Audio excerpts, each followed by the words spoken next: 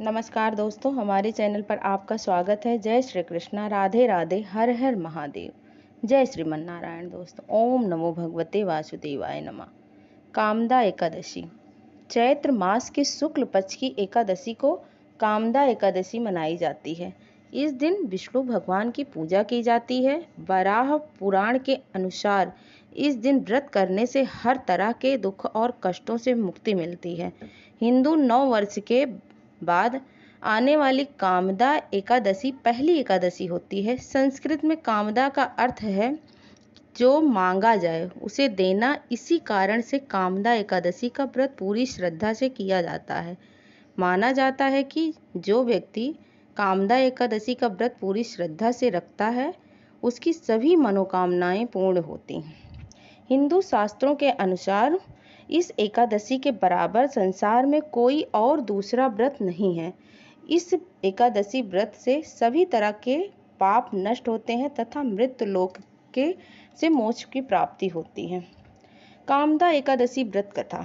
पुलकित मन से भगवान श्री कृष्ण को नमस्कार करने के बाद धर्मराज युधिष्ठिर ने भगवान कृष्ण से प्रार्थना की, हे महाराज, अब मेरी इच्छा चैत्र मास के शुक्ल पक्ष की एकादशी के नाम, महात्म्य, पूजा विधान आदि के बारे में विस्तार पूर्वक जानने की है। तब भगवान कृष्ण ने कहा, हे राजन, यही प्रश्न एक बार महाराज दिलीप ने महर्षि वशिष्ठ से जो कथा महाराज दिलीप को सुनाई थी वही मैं आपको सुनाता हूँ। बहुत समय पहले की बात है। रत्नपुर नगर में अनेक ऐश्वर्य से युक्त पुंडरीक नाम का एक राजा राज्य करता था। रत्नपुर नगर में अनेक अप्सरा, किन्नर तथा गंधर्व वास करते थे। उनके ललित और ललिता नामक पति पत्नी भी थे। उन दोनों में अत्यंत प्रेम था। थोड़े समय के लिए भी वे दोनों अलग नहीं हो सकते थे। एक बार पुंडरीक की सभा में अन्य गंधर्व के साथ ललित भी गाना गा रहा था। गाते गाते उसे अपना प्रियतम ललिता का ध्यान आ गया। इससे उसके गायन का स्वरूप बिगड़ गया।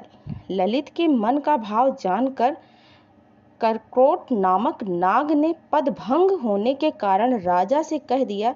तब पुंडरीक ने क्रोधपूर्वक कहा कि तू मेरे सामने गाता हुआ अपनी स्त्री का स्मरण कर रहा था, अतः तू कच्चा मांस और मनुष्यों को खाने वाला राक्षस बनकर अपने किए कर्म का फल भोगे। पुंडरीक के श्राप से ललित उसी समय विकराल राक्षस हो गया। उसका मुख अत्यंत भयंकर, नेत्र सूर्य और चंद्रमा की तरह प्रदीप्त हो रहा था। मुंह से अग्नि निकल रही थी। सिर के बाल पर्वत पर खड़े वृक्षों के समान तथा भुजाएं अत्यंत लंबी हो गई। इस प्रकार उसका शरीर 8 योजन लंबा हो गया। राक्षस बनकर अनेक कष्टों को भोगता हुआ जंगल में भटकने लगा। अब तो उसकी स्त्री ललिता भी अत्यंत दुखी होकर उसके पीछे पीछे भटकने लगी। वह सदैव अपने पति को इस श्राप से मुक्ति दिलाने के बारे में सोचती रहती। एक दिन वह अपने पति के पीछे पीछे चलते हुए विंध्याचल पर्वत पर श्रृंगी ऋषि के आश्रम तक पहुंच गई। श्रृंगी ऋषि ने ललिता को देखकर पूछा, हे देवी, तुम कौन हो और यहाँ किस लिए आई हो? वह बोली, मुनिवर, मेरा नाम ललिता है। मेरा पति राजा पुंडरीक के श्राप से भयानक और विशालकाय राक्षस बन गया है। इसका मुझे बहुत दुख है। मेरे पति के उद्धार के लिए कोई उपाय बताइए। ऋषि बोले, हे गंधर्व कन्या, अब चैत्र शुक्ला एकादशी आने वाली है जिसका नाम कामदा एकादशी है। उसका व्रत करने से मनुष्य के सब कार्य सिद्ध हो जाते हैं। यदि तू कामदा एकादशी का व्रत करके उसके पुण्य को अपने पति को दे तो राजा के श्राप से मुक्ति मिल जाएगी, अस्वैव शांत हो जाएगा और तेरा पति शीघ्र ही राक्षस योनि से मुक्ति पालेगा।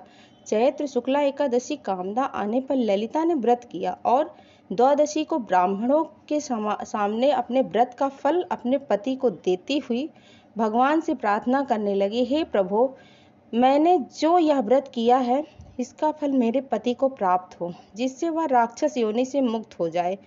एकादशी का फल देते ही उसका पति राक्षस योनि से मुक्ति हो गया, अपने पुराने स्वरूप में प्राप्त हो गया और अनेक सुंदर वस्त्र आभूषण से युक्त होकर ललिता के साथ रहने लगा।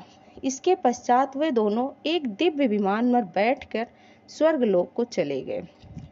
वशिष्ठ मुनि ने आगे कहा, हे राजन, इस व्रत का विधि पूर्वक करने से समस्त पापों का नाश हो जाता है तथा राक्षस आदि योनि से भी छुटकारा मिल जाता है। संसार में इसके बराबर कोई और व्रत नहीं है। इसकी कथा पढ़ने से, सुनने मात्र से ही वाजपेयी यज्ञ का फल प्राप्त होता है। धन्यवाद। जय श्रीमन नारायण।